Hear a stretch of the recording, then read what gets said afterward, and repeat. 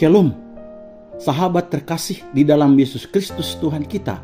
Selamat berjumpa kembali dengan firman Tuhan. Tetapi sebelum kita mendengarkan sabdanya, marilah kita berdoa. Damai sejahtera yang melampaui segala akal, yang datangnya daripada Kristus Yesus Tuhan kita, kiranya menyertai hati, pikiran, perasaan, dan seluruh hidup saudara pada saat ini. Amin. Firman Tuhan, khotbah minggu ke-19 setelah Trinitas, tanggal 23 Oktober 2022, diambil dari 2 Timotius 2 ayat 1 sampai ayat yang ke-13, dan bahan bacaan diambil dari Amsal 16 ayat 16 sampai ayat yang ke-20 dengan tema ikut menderita sebagai prajurit Kristus. Saudaraku, sahabat terkasih di dalam Yesus Kristus Tuhan kita, pernah saya baca bahwa iklan yang paling efektif yang pernah ditulis adalah iklan di sebuah surat kabar di London pada awal abad ke-20. Iklan itu mengatakan demikian: diperlukan para pria untuk menempuh perjalanan berbahaya, upah rendah, cuaca amat dingin, gelap gulita selama berbulan-bulan, bahaya selalu menghadang, diragukan untuk kembali dengan selamat. Kata-kata dalam iklan tersebut ditulis oleh Sir Ernest Shackleton. Ia adalah penjelajah kutub selatan yang terkenal. Mengomentari tanggapan luar biasa yang diperolehnya, Shackleton berkata demikian: seakan-akan semua pria di Inggris berketetapan untuk pergi bersama dengan kami. Saudaraku, apakah kita ingat bahwa iklan Shackleton itu mengingatkan kita akan ucapan Yesus di dalam Matius 16 ayat 24 yang berbunyi, setiap orang yang mau mengikut aku, ia harus menyangkal dirinya, memikul salibnya, dan mengikut aku. Dalam hal ini, Tuhan Yesus jelas memanggil orang-orang untuk pergi bersama dengan Dia, mengikut Dia di dalam sebuah perjalanan berbahaya, yakni jalan salib, jalan penderitaan. Walau kita tahu persis bahwa jalan penderitaan, jalan salib, dan penganiayaan adalah kata-kata yang tidak ingin kita dengar, apalagi mengalaminya sendiri. Tetapi kenyataannya sudah berabad-abad kita saksikan bahwa sudah ribuan, jutaan, bahkan miliaran orang telah menanggapi perkataan Yesus itu dengan meninggalkan segalanya untuk mengikuti Dia. Makanya saat ini juga ajakan Tuhan Yesus dan Paulus yang menantang ini terus berkelanjutan dari generasi ke generasi hingga Yesus datang kedua kalinya. Apakah Anda sudah ikut menjawab panggilannya? Dengan tema ikut menderita sebagai prajurit Kristus, kita sebentar mendengar khotbah ini bahwa menjadi pengikut Yesus, walau kita terima dengan gratis, karena itu semua hanya karena anugerah dan kasih karunia Tuhan, namun tidak dapat disangkal bahwa penderitaan dan perjuangan mempertahankan iman Kristiani kita dari dahulu hingga Maranatha juga tidak berhenti. Kita sebagai orang Kristen masa kini masih perlu berhadapan dengan tantangan penderitaan demi mempertahankan iman Kristiani kita. Apalagi kita bersedia menjadi murid sejati Kristus yang berintegritas. Ajakan ikutlah menderita merupakan suatu ajakan untuk ikut menderita bersama Kristus sebagai seorang Kristen yang benar-benar memahami akan penderitaan Kristus. Karena Kristus menderita bukan karena dosanya, melainkan karena dosa-dosa kita umat manusia, sehingga ia telah mengalami penderitaan terbesar yang pernah dikenal oleh manusia. Billy Graham mengatakan bahwa tidak ada seorang pun dalam sejarah yang pernah menderita lebih dari Yesus Kristus. Puncak penderitaannya sampai pada salib Kalpari, lambang tertinggi dari penderitaan badan dan rohani.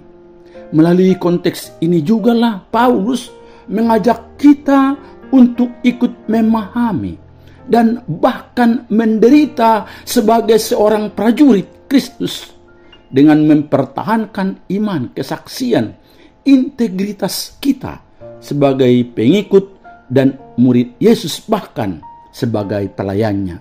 Sehingga semakin banyak juga orang yang mengikut Tuhan Yesus. Itu mari kita perhatikan firman Tuhan ini dengan seksama. Yang pertama, saudaraku, berdayakan dan persiapkanlah orang-orang percaya menjadi murid yang tangguh. Saudaraku, hubungan Paulus dengan Timotius begitu baik, seperti ayah dan anak, guru dengan murid yang dikasihinya. Dan itu terjadi karena proses yang cukup lama. Mereka berdua sangat dekat sejak Timotius muda. Dia adalah teman seperjalanan misi dan teman sekerjanya. Bandingkan Kisah Rasul 16 ayat 1-3, Roma 16 ayat 21, 1 Tesalonika 3 ayat 2. Secara khusus, Paulus juga menyebut Timotius sebagai anak rohaninya. Bandingkan 1 Korintus 4 ayat 17, 1 Timotius 1 ayat 2 dan ayat 18, 2 Timotius 1 ayat 2. Salah satu ayat atau kalimat yang paling jelas menggambarkan proses pemuritannya agar Timotius siap menderita adalah 2 Timotius 3 ayat 10 yang berbunyi, "Tetapi engkau telah mengikuti ajaranku, cara hidupku, pendirianku, imanku, kesabaranku, kasihku, dan ketekunanku." Maka Timotius juga sebagai murid harus kuat oleh kasih karunia Allah, ayat 1. Sebenarnya kalimat ini bisa diterjemahkan dengan, hendaklah kamu terus-menerus dikuatkan oleh Allah. Hal ini diungkapkan Paulus karena dia sangat memahami pentingnya kekuatan dari Allah dalam mengikut Yesus dan dalam pelayanan dan pemuritan. Dia menyadari bahwa Allah selalu menguatkan dia dalam pelayanannya, sehingga dia bisa setia dan dipercaya. 1 Timotius 1 ayat 12. Dalam situasi yang sangat buruk sekalipun, dia menyadari bahwa Allah selalu menguatkan dia. 2 Timotius 4 ayat 17. Pendeknya, Paulus dapat menanggung segala sesuatu karena Kristus yang selalu memberikan kekuatan kepadanya. Filipi 4 ayat 13. Makanya Timotius juga sebagai murid harus kuat oleh kasih karunia Allah. Jelas kita melihat bahwa seseorang dikuatkan rupanya hanya oleh kasih karunia di dalam Kristus Yesus, ayat 1b. Dalam bagian sebelumnya Paulus sudah menjelaskan bahwa keselamatan dan panggilan kita muncul dari kasih karunia. Pasal 1 ayat 9. Sekarang Paulus menambahkan bahwa kekuatan kita juga melalui kasih karunia. Jadi kasih karunia bukan hanya menjadi sarana keselamatan kita, tetapi juga saluran kekuatan kita. Ini mengingatkan Timotius bahwa dia sangat membutuhkan nasihat ini. Dia masih muda, 1 Timotius 4 ayat 12, dan sering ketakutan, 2 Timotius 1 ayat 7-8. Selain itu, penganiayaan dan kesukaran juga terus menghadang mereka. Beberapa rekan pelayanan mereka sudah mulai tumbang dalam pelayanan. Mereka mengalami ketakutan, pasal 1 ayat 15, dan mulai mencintai dunia, pasal 4 ayat 10. Sungguh ada banyak godaan untuk menjadikan kita lemah dalam mengikut Yesus dan juga pelayanan. Kita sangat perlu kekuatan dari Tuhan, kekuatan yang diberikan di dalam kelemahan kita. Dan yang paling penting harus kita ingat, bukan seberapa kuatnya kita, tetapi seberapa seriusnya kita menyandarkan diri pada kasih karunia-Nya yang hebat itu. Kemudian Paulus sebagai bapa rohani ingin memastikan bahwa pekerjaan dan pekabaran Injil tetap dilakukan dan dipercayakan pada orang-orang yang tepat, yang siap menderita. Begitu juga seharusnya dengan Timotius. Dia juga harus mempercayakan ajaran Injil kepada orang yang bisa dipercayainya. Ayat 2. Paulus sudah melakukannya lewat proses pemuritan. Ada banyak orang seperti Timotius, Titus, dan lain-lain. Tapi mereka juga sebagai murid-muridnya, sebagai anak rohaninya juga.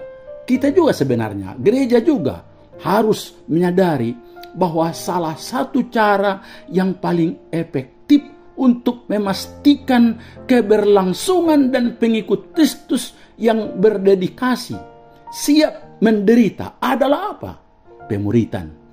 Proses ini harus lintas generasi, terus menerus, tidak boleh berhenti. Segala bentuk pengajaran yang benar tentang Yesus Kristus dan kebangkitannya, juga teladan hidup dan lain-lain, harus dipercayakan orang-orang yang sudah berdedikasi tinggi kepada Yesus, kepada orang yang dapat dipercaya. Ajaran dan keteladanan adalah warisan kehidupan yang paling mahal. Warisan ini bukan untuk disimpan, tetapi diwariskan ulang dan diberikan dan dipercayakan kepada orang yang tepat. Sekalian juga mereka harus cakap mengajar. Memang saudaraku, untuk menemukan orang yang bisa dipercaya sekaligus cakap dalam mengajar, jelas tidaklah gampang. Tidak banyak orang yang memenuhi dua kriteria ini sekaligus, apalagi siap untuk menderita. Satu-satunya cara untuk mendapatkannya adalah sekali lagi apa? Pemuritan. Pemimpin dan gereja dan kita harus mengimplementasikan waktu, uang, perhatian, dan tenaga kita pada orang-orang tertentu, menjadikan mereka murid yang berdedikasi dan siap menderita. Sebab mereka kelak juga akan menjadi pemimpin. Pemimpin yang memuridkan, yang kita sebut dengan multiplikasi. Murid yang memuridkan.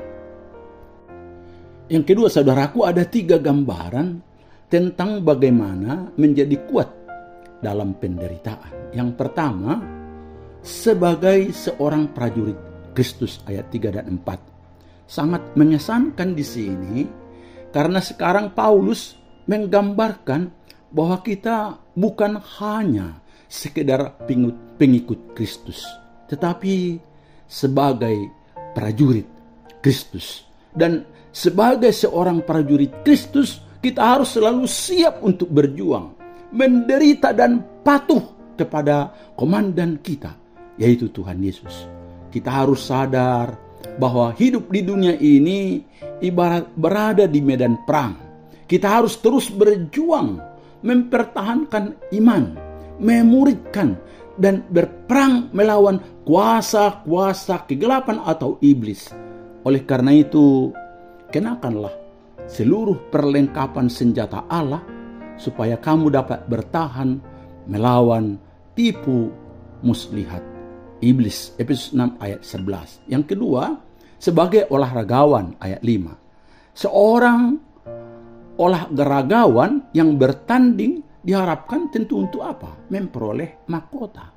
Bandingkan 1 Korintus 9 ayat 24 sampai 25. Makanya dia harus memiliki disiplin dan juga mau tekun berlatih.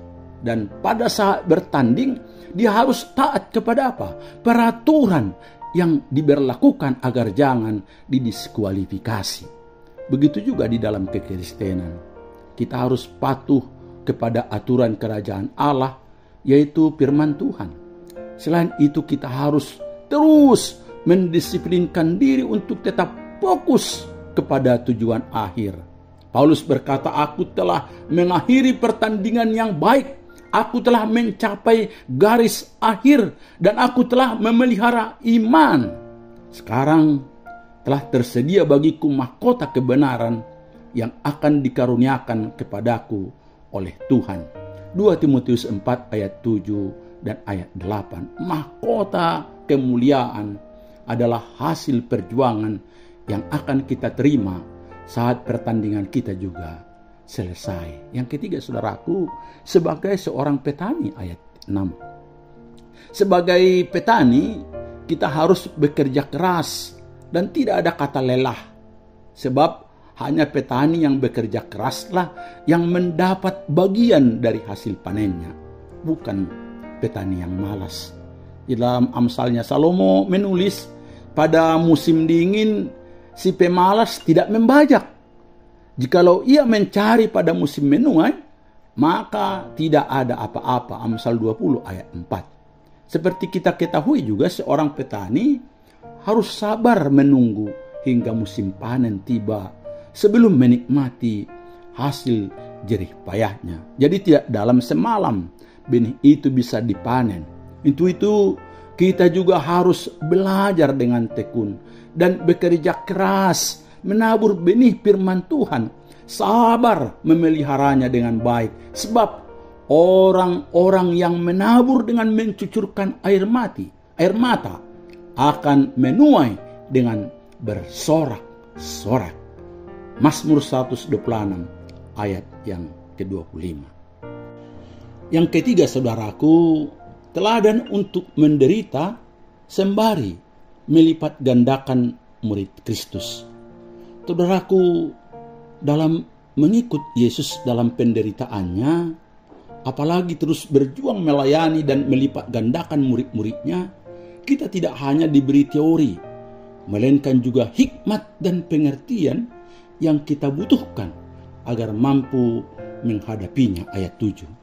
Selain itu, kita juga diingatkan akan teladan Yesus Kristus yang penuh dengan pengorbanan. Rela menderita, dihina, dilecehkan, disalib, bahkan mati untuk menebus umat manusia yang berdosa. Tetapi kemudian bangkit dan naik ke sorga dan menerima kemuliaan yang kekal, ayat 8. Selain itu juga Paulus sebagai bapa rohani, guru, dan teman adalah bukti nyata dari seseorang yang menderita karena Kristus dan dalam pemberitaan Injil. Dia dibelenggu seperti penjahat, ayat 9. Namun Tuhan menguatkannya dengan kasih karunia-Nya dan dari kekuatan Allah sendiri. Makanya dia tetap sabar agar banyak juga orang-orang yang diselamatkan dan percaya kepada Kristus Yesus, ayat 10. Coba saudara bayangkan, seandainya Paulus tidak memiliki kesabaran dalam menanggung bagian tersebut, maka dia pasti akan sangat benci kepada orang-orang yang telah menyebabkan dia terbelenggu, dan juga pasti akan mengutuki mereka. Dan akhirnya Paulus tidak memberitakan Injil kepada mereka. Tidak akan ada yang mengikut Yesus dan melipat gandakannya lagi. Kemudian bagian akhir dari perikop ini, Paulus menguatkan Timotius untuk janji kesetiaan Tuhan yang tidak pernah berubah, ayat 11 sampai ayat yang ke-13. Saudaraku, sahabat terkasih di dalam Yesus Kristus Tuhan kita, lewat firman Tuhan yang menantang ini, ada beberapa hal yang menjadi pelajaran berharga bagi kita. Antara lain yang pertama, kita sekarang sadar bahwa kasih karunia Allah atau anugerah Allah bukan hanya menjadi sarana keselamatan kita, tetapi juga saluran kekuatan kita dalam menghadapi berbagai penderitaan karena Kristus dan Injil. Sungguh ada banyak godaan sehingga kita menjadi lemah dalam mengikuti Yesus dan dalam pelayanan kita. Itu kita perlu kekuatan dari Tuhan, dan kekuatan yang diberikan di dalam kelemahan kita itu sehingga kita bisa mampu menghadapi berbagai penderitaan itu. Melaluinya kita senantiasa menyandarkan diri pada kasih karunia-Nya yang hebat itu. Yang kedua, kita tidak boleh puas hanya menjadi murid yang tangguh, kuat, sanggup menderita dalam menghadapi berbagai penderitaan, melainkan harus juga bersedia memuridkan, melakukan multiplikasi. Apalagi jika gereja ingin bertumbuh dan pelayanannya berkembang, harus menginvestasikan waktu, uang, perhatian, dan tenaga pada orang-orang tertentu, mencari murid yang berdedikasi dan siap menderita, sebab mereka kelak juga akan menjadi pemimpin yang memuridkan. Yang ketiga, mari kita dan semua orang-orang Kristen bermental prajurit Kristus yang baik, berjuang dengan komitmen penuh kepada Kristus yang memiliki kita. Kemudian kita juga harus bermental seorang olahragawan, berdisiplin tekun, dan bertanding sesuai dengan aturan untuk memperoleh mahkota. Yang ketiga, seperti seorang petani yang bekerja keras, sabar, akan menikmati hasilnya. Yang keempat, mari kita sadari bahwa hikmat dan pengertian Tuhan akan menolong kita di berbagai situasi. Dan saat pengalaman dan situasi kita itu begitu berat, mari kita ingat akan teladan Yesus yang adalah Tuhan dan Guru kita. Begitu juga dengan teladan Paulus, Timotius, dan hamba-hamba Tuhan lainnya. Karena mereka tetap setia dalam situasi apapun. Kita juga mari tetap setia. Tuhan Yesus memberkati kita. Amin.